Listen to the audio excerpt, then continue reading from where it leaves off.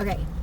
I've always been told that I have some interesting stories, and I've always said that I'm an open book. So why not share a story and, I don't know, see how people react to it, right? Why not? Everybody else does it, so why can't I? So this story is about when I first got out of jail. I don't know. I guess I was around 30 years old, 29, 30 years old. I remember it was like right after my birthday, and I went to this treatment center, and I made a lot of friends like really fast, and everybody was like sisters, and it was great. And you know, just like anywhere, there were like a couple bad seeds or whatever. And of course, bad girl me, I fell right in with them, and you know, I'm doing everything that I'm not supposed to be doing. Just trying to make people like me because that's what I do.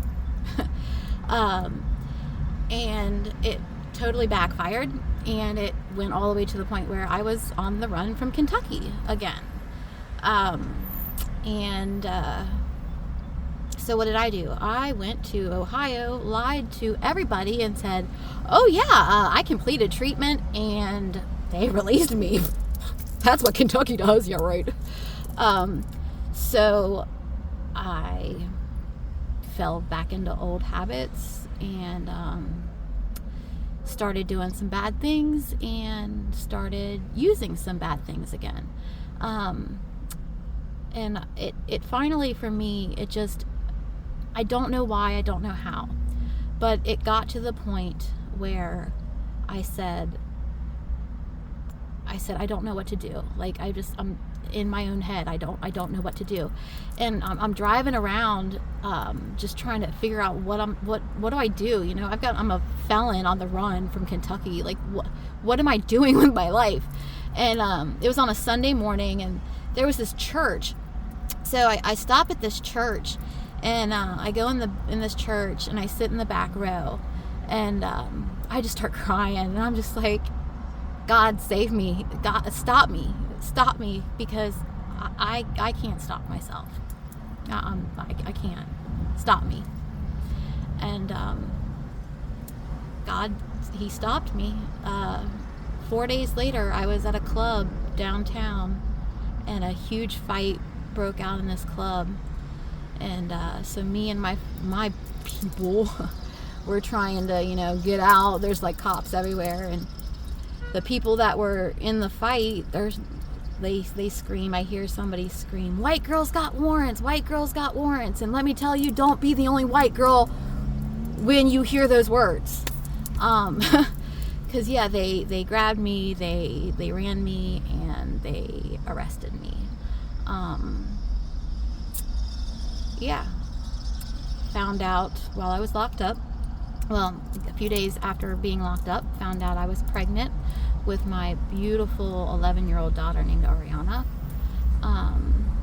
They shipped me from Ohio back to Kentucky. Kentucky said, we're sending you to prison because we don't house pregnant women.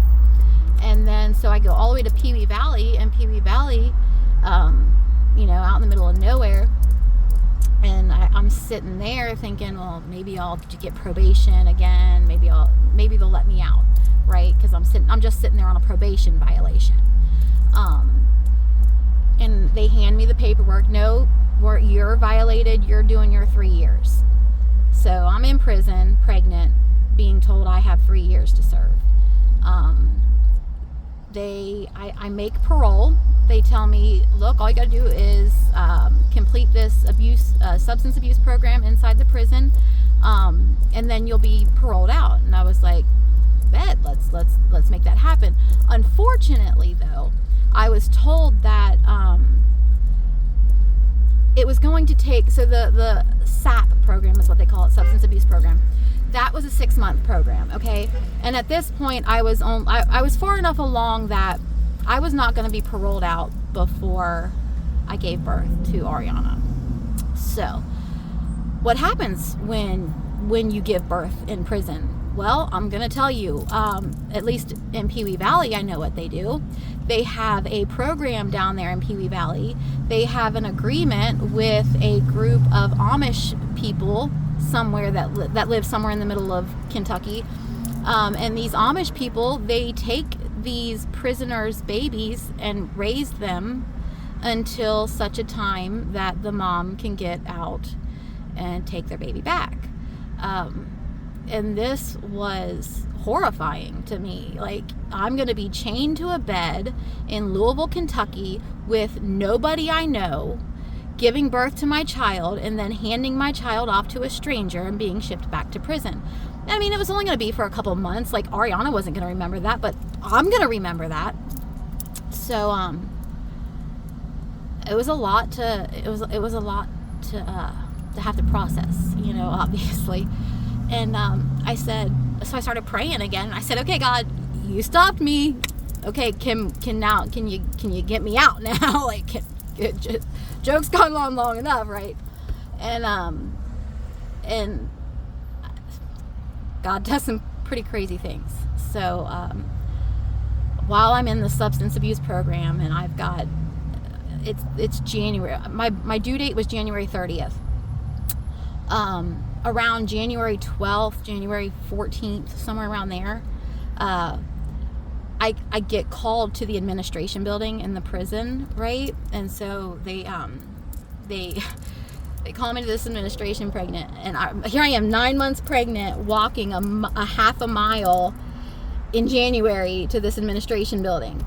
And I get there, and they said, congratulations, you made shock probation. You're getting out. Like, okay, well, what's the catch? Like, when am I getting out? They said, well, your mom's already been called, and they are on their way to pick you up from Ohio. You do have a warrant out of Ohio. They're going to come pick you up on that. And they should be here, in like 2 hours. So you need to go pack up your stuff. And so, I mean, I was in shock. Like, shock probation. I was in shock. Packed up all my stuff. Waited for the U.S. Marshals. They got there. It was a wonderful ride. They were very, very nice men. They're like, please don't go into labor. I'm like, nope, I'm holding on to this kid till I get home. And so I get to Ohio, and I sit at Ohio for about a week until I can see a judge. And the judge says, okay, we're going to OR you, or we're going to OR bond you out and release you. And I'm like, cool, right? Like, I'm thinking, I'm going home today. I'm going home, and I'm still pregnant. Wow, this is cool, right? And so I get back to my cell in the Justice Center in downtown Cincinnati, and they're like, well, it looks like you have a holder out of Kentucky, so we have to extradite you back to Kentucky. I said, whoa, wait a minute. I just came from Kentucky. Like, why am I, what? And they're like, no, you got to go back. Sorry. And so I went back. And I was so confused. I'm like, what the heck? Like, what's going on, right? So I get back to Kentucky, and I'm sitting in the jail waiting to see a judge. Like, what's going on, right? On January 29th, I had a gentleman come tell me that I had been introduced. I'm being put in drug court, which is a whole nother story. If you want to hear that one, just let me know. But I was being entered into drug court, and the way everything sat at that moment, they wanted me to go back to that treatment center that I ran from at the beginning of the story, which I was okay with. But they didn't have a bed ready for me there yet. So, oh my gosh, this story is going way too long. I swear I'm almost done. They said, the prison won't take you back. We don't want to let you go. We don't want to let you go, but the prison won't take you back, and Campbell County Jail is refusing to house you because you're going to pop at any minute. So we kind of have our hands tied.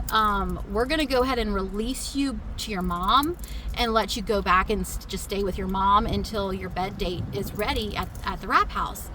So on January 30th, I got released from jail to my mother at 9 months pregnant.